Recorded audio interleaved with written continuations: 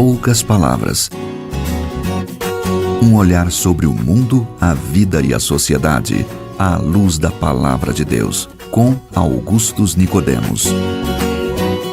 Estamos começando mais uma edição do programa Em Poucas Palavras. Eu sou Natsan Matias, agradeço por demais a sua participação, a sua audiência, a milhares de pessoas que têm sempre entrado em contato com a gente, mandado mensagens. Nós criamos vários grupos no WhatsApp e depois alguns até pedem, me acrescenta, me coloca aí no grupo. E assim que eu tiver tempo, vou colocar essa turma lá, pastor. É isso aí, é muito boa essa interação, né? Muita gente. A gente aí, inclusive a gente pode receber as perguntas e comentários e críticas e que nos ajudam a aperfeiçoar o programa. Com certeza, tem muita coisa boa lá. Pois bem, vamos ao tema de hoje então, né? O que é que vem por aí? Justificação, boas obras e galardão. Tá certo, tema importante, muito importante. Então tá bem. Bom, o tema vem da Estefânia de Olinda, Pernambuco. O senhor tem muitos ouvintes lá de Pernambuco. Né? Pois é, eu morei muitos anos em Recife, né? Olinda é coladinha ali, sempre estava lá pela Olinda, Alto da Sé, todas aquelas praias, eu gosto muito de lá. Que bom. Então, a Estefânia, ela mora lá em Olinda e ela diz, a minha pergunta é a seguinte, sei que somos todos de igual modo justificados pelo sacrifício de Cristo. Sob esse prisma, não existe alguém mais ou menos justificado. Pois bem, o galardão prometido a cada um no céu, segundo as suas obras, seria fruto de entrega, abnegação, o sofrimento nessa vida por causa do Evangelho? O que seria essa questão da justificação aliado com boas obras e galardão, portanto, pastor? Isso. A justificação é um ato que é executado por Deus.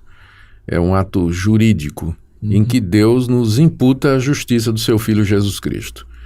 Justiça essa que consiste na obediência ativa de Cristo, em que ele obedeceu todos os mandamentos, e a obediência passiva, quando ele se deixou levar à cruz e na cruz do Calvário experimentou o nosso sofrimento, aliás, o sofrimento causado pela culpa dos nossos pecados. Então Deus toma os méritos de Cristo e os imputa, atribui ao pecador. Dessa maneira, ele se torna justificado, ou seja, Deus passa a considerá-lo, a partir daquele momento, como não tendo pecado algum, e, portanto, como seu filho, como adotado, como parte da sua família, como alguém que pode ter relacionamento direto com Deus na mediação de Jesus Cristo. É isso que a justificação representa. É um ato de Deus, não é do homem, mas é de Deus. E esse ato ocorre, na nossa experiência, no momento em que o Espírito de Deus atua em nosso coração e que nos leva iluminados, né, por esse Espírito ao arrependimento e à fé. Então, estas coisas ocorrem simultaneamente e elas têm uma lógica entre elas que é discutida na sequência. A sequência lógica é discutida entre os estudiosos aí, mas a sequência é mais ou menos essa, não é? Que o Espírito de Deus nos regenera, ao fazer isso nós nos convertemos, nos arrependemos e voltamos para Deus em fé e somos então justificados por Deus, tá? Mas isso do começo ao fim é evidente, é obra de Deus. Portanto, e aqui é o meu ponto, a justificação é um ato, né? É um ato de Deus, é um momento único.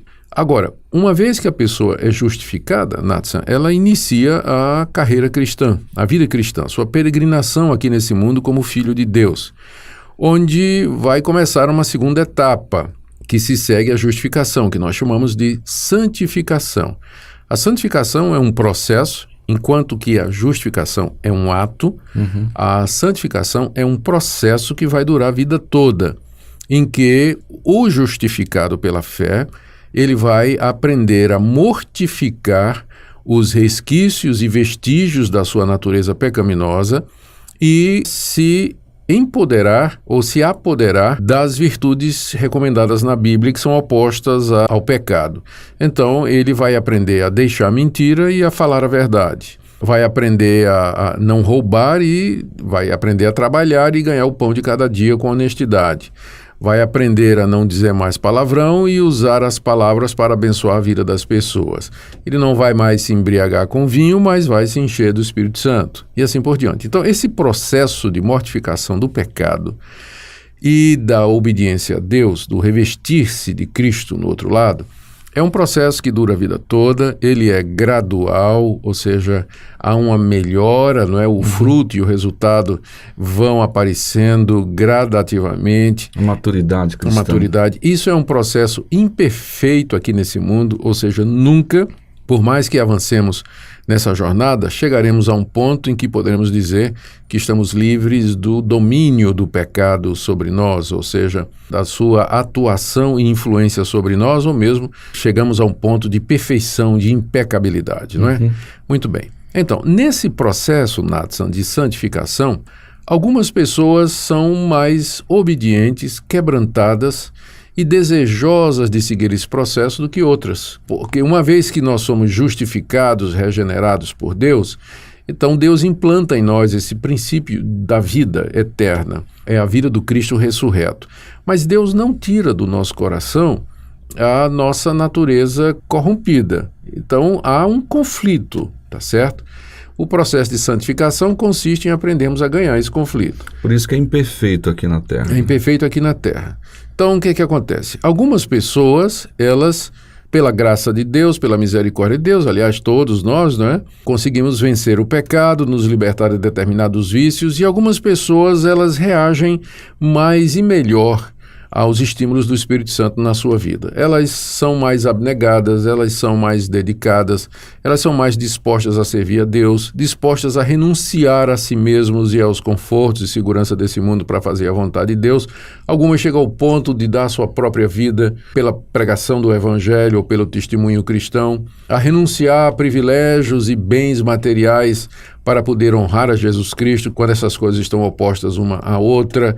Então, a essas pessoas que avançaram mais nesse processo de santificação e que renunciaram, se sacrificaram pelo reino de Deus, a essas Deus promete recompensa, que na Bíblia é chamado de galardão. O galardão é uma recompensa que é dada por Deus durante a eternidade àqueles que foram fiéis, não é? Jesus contou uma parábola a respeito disso, não é?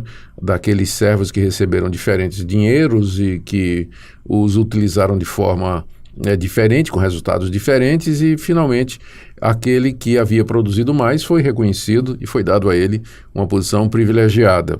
Nós não sabemos exatamente o que vai ser essa recompensa, não é? Esse galardão. A Bíblia não é clara. Quando fala sobre isso, por exemplo, no livro de Apocalipse, fala de uma forma velada. Jesus disse que daria uma pedrinha branca, não é? Que iria vestir de vestiduras brancas, disse que daria um novo nome. Um novo nome que só ele sabe. Que se sentaria à sua direita. Enfim, a gente não tem muita certeza do que é que representa. Eu sei que é bom. Com certeza. E é interessante, Natsan, que receber o galardão é colocado na Bíblia como estímulo para nós, para a gente se santificar aqui nesse mundo e para servir a Deus. O tempo todo a Bíblia está dizendo, olha, se você for fiel, se você fizer a vontade de Deus, Deus haverá de recompensá-lo, Deus haverá de agraciá-lo, de favorecê-lo. Então, é um estímulo para nós, né? Pensar que o nosso Deus haverá de se agradar de nós. Agora, aqui tem uma tensão que eu creio que é isso que despertou a pergunta aí, não é, da nossa ouvinte, da Estefânia.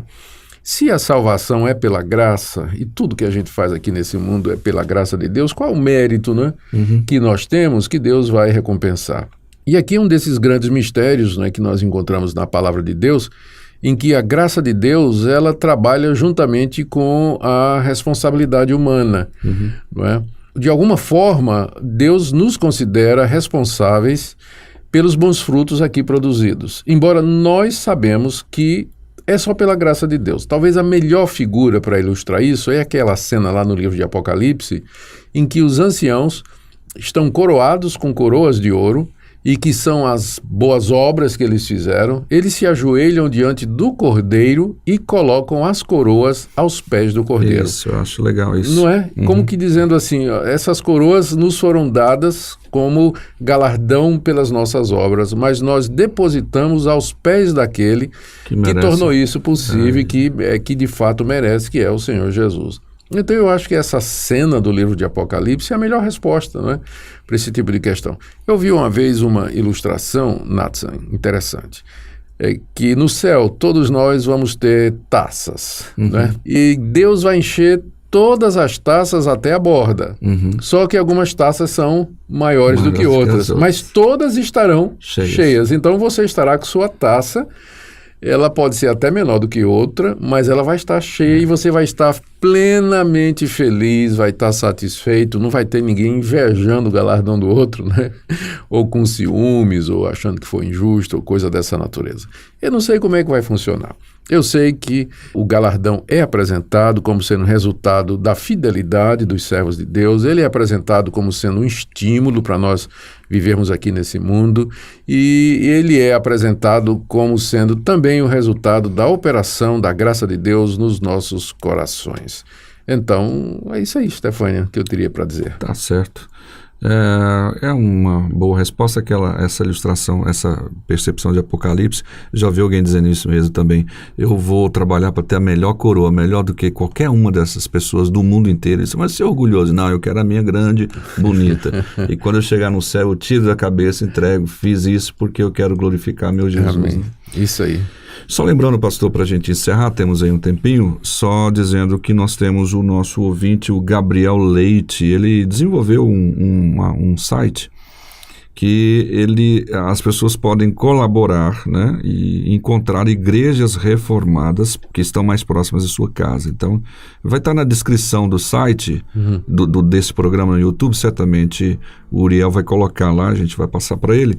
Na descrição do vídeo você vai ver esse site para você entrar e poder colaborar, colocando aí onde você sabe que tem uma igreja reformada perto de você. Isso quer dizer que se, por exemplo, eu estiver numa cidade que eu não sei se tem uma igreja reformada, eu posso entrar no aplicativo e aí descobrir se tem alguma igreja por aí.